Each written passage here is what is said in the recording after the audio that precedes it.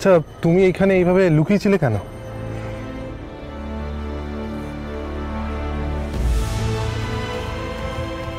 তুমি বিশ্বাস করো ঝিলিক, আমি তোমাকে ফলো করিনি। সেই দিনও তো আপনি আমার খোঁজে সূর্য তোরণে গিয়েছিলেন, কি জানি? আমি এক্ষুনি জাস্ট এখানে এসেছি। আচ্ছা, এক মিনিট, তুমি আজকে আবার ওখানে একা গেছিলে সূর্য তোরণে? হ্যাঁ। আচ্ছা ঝিলিক, আমি একটা কথা বুঝতে পারছি না, তুমি আমায় না জানিয়ে কেন এত রিস্ক নিচ্ছ? আমার ফোনটা ধরোনি কেন? ওখানে একা যাবে বলে, তাই তো?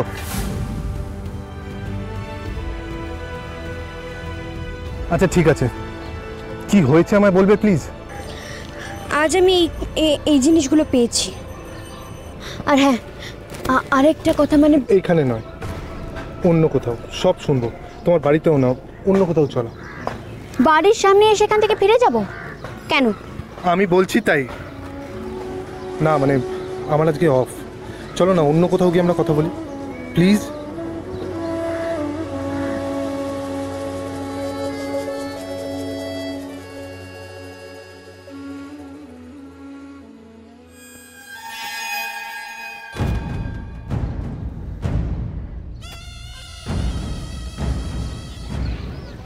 মেয়েটা তাহলে এই বস্তিতেই থাকে,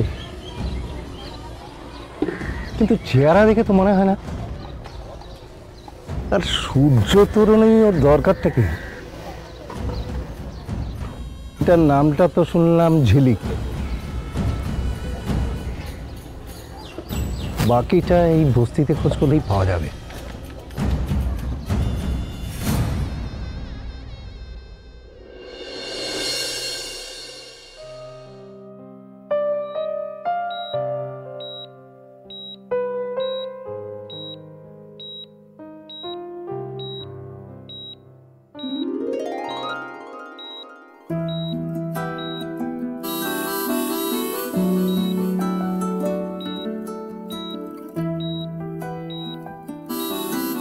রাজ, রাজ please please mister Chatterjee,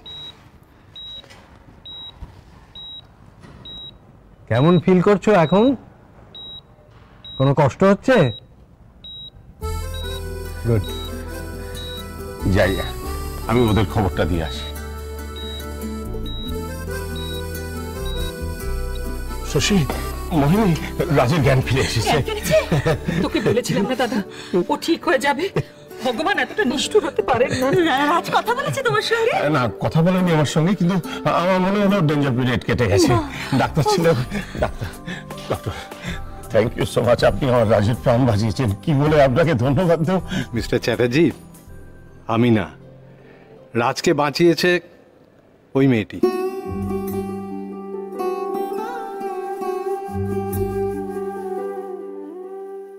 Puri?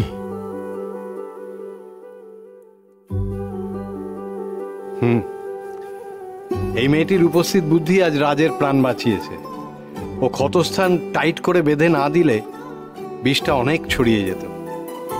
আর ঠিক সময় নার্সিংহোমে নিয়ে আসার জন্য আমরাও খুব তাড়াতাড়ি অ্যাকশন নিতে পেরেছি, নইলে নইলে অনেক কিছুই হতে পারত।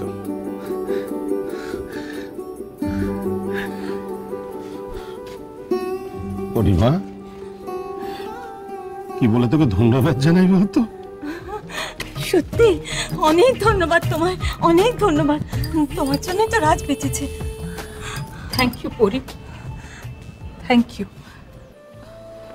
আমরা রাজকে আজ বাড়ি নিয়ে যেতে পারি তো? আজকে আর কয়েক ঘন্টা অবজারভেশনে থাকুক, দেখি কন্ডিশন কিরকম থাকে, তারপর বলতে পারবো।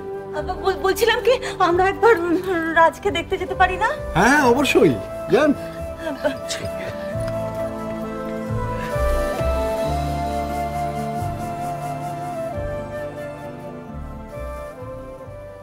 হ্যাঁ এবার বলো, তখন ওখানে ওইভাবে লুকিয়েছিলে কেন? সূর্য তোরণ থেকে আসার সময় আজকে হয়তো একজন আমার পিছু নিয়েছিল। তুমি কি কাউকে দেখেছো? না, কিন্তু আমার মনে হয়েছে, আর তাই তো আমি লুকিয়েছিলাম। ঠিক তখনই আপনি। না মানে কেউ যদি থাকতো আমার তো চোখে পড়তো, সেরকম সন্দেহজনক আমি তো কাউকে দেখলাম না। আমার মনে হয় তোমার কোথাও ভুল হচ্ছে। না,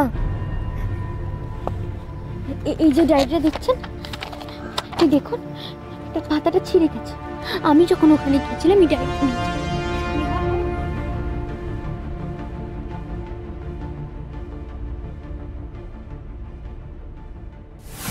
ডায়েরি,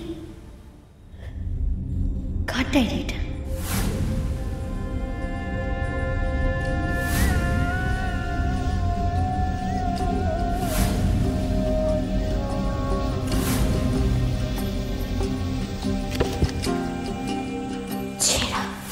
আমি নিশ্চিত ওই বাড়িতে নিশ্চয়ই কেউ আছে।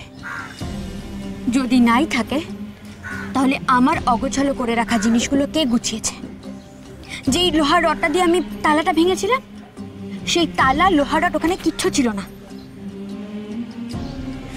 আচ্ছা, যদি কেউ ওখানে থেকেই থাকে সে তো ওই বাড়িতেই তোমাকে ধরে ফেলতে পারতো, পাড়ার প্রতিবেশীকে চেঁচামেচি করে ডাকতে পারতো, পুলিশকে খবর দিতে পারতো। তা তো করেনি। তোমায় ফলো করে তার লাভ কি?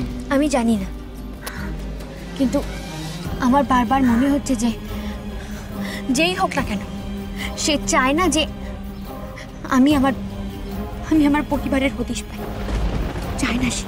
কেন এরকম চাইতে যাবে কেন?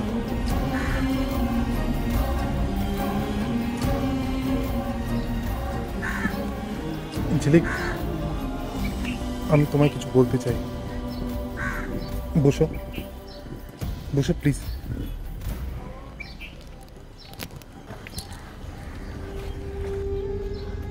দেখো ঝিলিক, বেশ কয়েকদিন ধরে তোমার উপরে যা যাচ্ছে তাতে তোমার মনে অনেক সমস্যা তৈরি হচ্ছে। এটা অ্যাংজাইটি, টেনশন থেকে এরকম হয়। কি বলতে চাইছেন আপনি? দেখো, তুমি যে লড়াইটা লড়তে যাচ্ছ, সবার আগে তোমার মনকে সুস্থ রাখা দরকার। সেই জন্য এই ব্যাপারে আমাদের কোনো ডক্টরের সাথে কনসাল্ট করা দরকার। তাহলে আপনি কি বলতে চাইছেন? আমার মাথাটা খারাপ হয়ে গেছে, আমি ভুলভাল মন গড়া কথা বলছি, তাই তো? তাহলে চলুন আমার সঙ্গে সূর্য তোরণে গিয়ে নিজে চোখে দেখে আসবেন আমি কতটা সত্যি কথা বলছি। চলুন। আমি তোমাকে অবিশ্বাস করছি না, কিন্তু একজন সাইকিয়াট্রিস্ট অন্যভাবে আমাদের হেল্প করতে পারে তো। দেখো ঝিলিক, স্মৃতি হারানোর পর তুমি কোনো ডক্টরকে কনসাল্ট করেছো? করো না। আজ অব্দি তুমি তোমার ফ্যামিলির উপরে যতটা জেনেছো, শুধু কয়েকটা নাম, কিছু ছবি আর ওই একটা বাড়ি। এই উত্তরগুলো খুঁজতে গিয়ে তোমার মনে এত প্রশ্ন যাচ্ছে, কিন্তু আজ যদি তুমি তোমার স্মৃতি ফিরে পেতে, তোমার নিজে থেকেই সব মনে পড়ে যেত। তোমার কারোর সাহায্যের দরকার হতো না। কিন্তু আমি কি সত্যি আমার স্মৃতি ফিরে পাবো? সত্যি পাবো? ঝিলিক, চেষ্টা করতে দোষ কোথায়? আমার একজন চেনা ডক্টর আছে, স্পেশালিস্ট। আমি ওখানে যাব। গুড। জানেন, আমি যখন মনিকে সমরেশ চ্যাটার্জির নামটা বললাম না, মনি কেমন একটা থমকে গেল। তাই? হ্যাঁ, আমার কি মনে হয় জানেন তো, মনি নিশ্চয়ই আমার কাছ থেকে কিছু একটা লুকোচ্ছে। নাও হতে পারে, কিন্তু তোমার মনে যখন প্রশ্ন জেগেছে, তুমি একবার ওনার সাথে খোলাখুলি কথা বলে দেখো। আর একটা কথা ছিল, এবার থেকে সূর্যতরণে তুমি আর একা যাবে না, আমি তোমার সঙ্গে যাব। ওখানে সত্যিই কেউ আছে কিনা আমার দেখাটা দরকার। আর কেউ যদি থেকেও থাকে, সে কে, তার আগে তুমি তোমার মনির সাথে কথা বলো।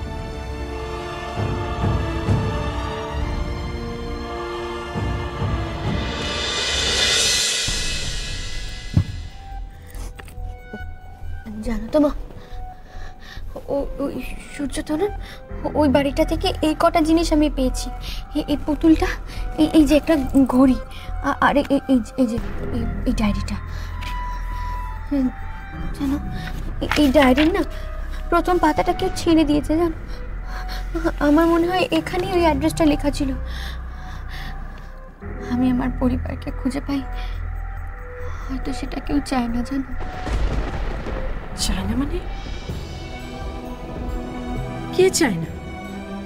জানি না মা, তবে আজ সকালবেলা আমি যখন ওখানে গিয়েছিলাম, তখন প্রথম থেকে আমার মনে হচ্ছিল কেউ যেন আমার পিছু নিয়েছে, আমাকে ফলো করছে। তোমায় ছাড়া ঘুম আসি